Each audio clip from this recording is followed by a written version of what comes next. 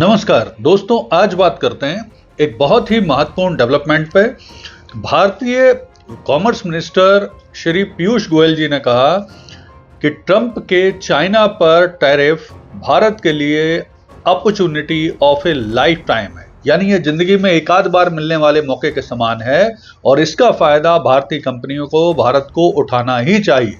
तो आइए इसको समझने की कोशिश करते हैं कि गोयल जी ने ऐसा क्यों बोला और इसका क्या वाकई भारत को लाभ हो सकता है, चीन इस पर क्या प्रतिक्रिया दे रहा है और इसका क्या इस चीज का भविष्य हो सकता है। तो देखिए, हाल में ही जो भारत के कॉमर्स मिनिस्टर हैं पीयूष गोयल जी, उन्होंने भारतीय कंपनियों को एक ऑप्शन के रूप में ये बोलते हुए कि ट्रंप के चीन पर जो टैरिफ लगाए गए हैं वो भारतीय कंपनियों के लिए, भारत के लिए एक लाइफ टाइम अपॉर्चुनिटी के समान है, तो इस अवसर का लाभ उठाना चाहिए, ऐसा उन्होंने बोला।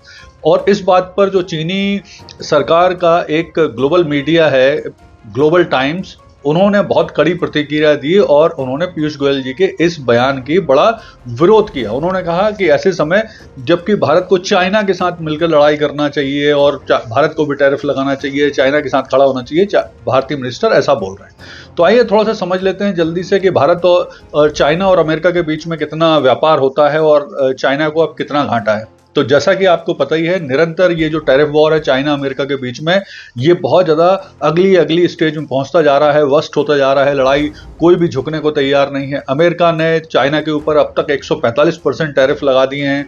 बदले में चाइना ने भी अमेरिका के ऊपर 84% टैरिफ लगा दिए हैं।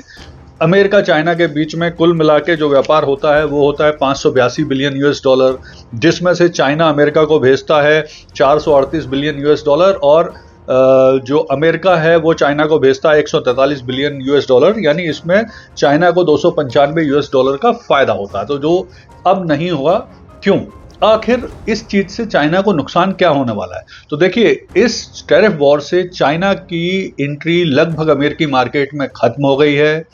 अब इसके चांस बहुत कम लगते हैं कि अमेरिका में वो चाइना अपना सामान भेज पाएगा। तो अब इसके लिए चाइना चाहता है कि भारत सहयोग दे चाइना को। चाइनीज कंपनी भी भारतीय कंपनियों को डिस्काउंट का ऑफर दे रही हैं बल्क खरीदारी पर। चाइना ऑलरेडी भारत के साथ सीमा व्यापार पर भी बात करने को तैयार हो गया है। इसके अलावा जो चाइना की BYD है, इलेक्ट्रिक कंपनी, वो भी भारत में एंट्री चाहती है, जिसको पीयूष गोयल जी मना ही कर रहे हैं साफ कि वो एंट्री नहीं देंगे। यानी कुल मिला के देखें तो चाइना की बड़ी बुरी स्थिति हो रही है। अमेरिका मार्केट हाथ से गया और अगर भारतीय मार्केट में भी उसे जो घाटा वहां हो रहा है अमेरिका में वो पूर्ति नहीं होती तो उसके लिए बहुत तकलीफदायक हो जाएगा। उसे बहुत तीव्र गति से नए मार्केट, नए देश ढूंढना पड़ेंगे, जो आसान नहीं है। तो अब चाइना क्या कर सकता है? तो चाइना निश्चित तौर पे इस केस जो अमेरिका के खिलाफ WTO में यानी वर्ल्ड ट्रेड ऑर्गेनाइजेशन में केस कर सकता है। चाइना को नए मार्केट ढूंढना पड़ेंगे। भारत से सहयोग चाहता है। यूरोपियन यूनियन भी, जो पहले शायद चाइना के साथ सहयोग करती, अब नहीं करेगी, क्योंकि यूरोपियन यूनियन भी अब अलग से बातचीत करने को तैयार है। भारतीय कंपनियों को, भारत को क्या अपॉर्चुनिटी है?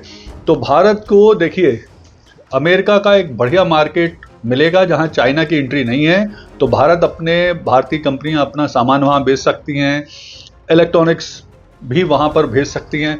हाँ, भारतीय कंपनी को चीन से असेंबल ज़्यादा कंपोनेंट का सामान अमेरिका से भेजने में के लिए बचना चाहिए, नहीं तो भविष्य में वो भारतीय कंपनियों के लिए प्रॉब्लमेटिक हो सकता है। इसके अलावा भारतीय कंपनी निश्चित तौर पर, देखिए, आने वाले टाइम में जो भारतीय कंपनियां यूरोपियन यूनियन से व्यापार बढ़ाएंगी, अमेरिका के साथ जो फ्री ट्रेड डील करने की कोशिश करेंगी इस 90 दिनों के भीतर, तो भारत के लिए तो निश्चित तौर पर अभी फायदा ही फायदा दिख रहा है। और 90 दिनों तक तो भारत के ऊपर केवल 10% टैरिफ है और इस 90 दिनों के भीतर भारत निश्चित तौर पे अमेरिका के साथ अगर कुछ फ्री ट्रेड डील कर लेता है या कुछ डील में पहुंच जाता है तो भारत को और भी फायदा है। तो कुल मिला के स्थिति देखें तो चाइना को अमेरिका के मार्केट में एंट्री लगभग बंदी हो चुकी है। भारत में एक्सेस उसका लिमिटेड है। भारत से अब वो उम्मीद कर रहे हैं कि भारत सरकार उनका साथ देगी या उनके साथ लड़ाई में साथ देगी, जिसके चांस भी मुझे कम लगते हैं, क्योंकि भारत चाइना की वजह से अमेरिका के साथ अपने संबंध खराब करेगा, इसके चांस लगते नहीं हैं। तो जो पीयूष गोयल जी बोल रहे हैं कि भारतीय कंपनी और भारत के लिए opportunity of A life time है, तो ये मुझे लगता है पूरी तरह से सही है और भारतीय कंपनियों को इस अवसर का लाभ उठाना ही चाहिए।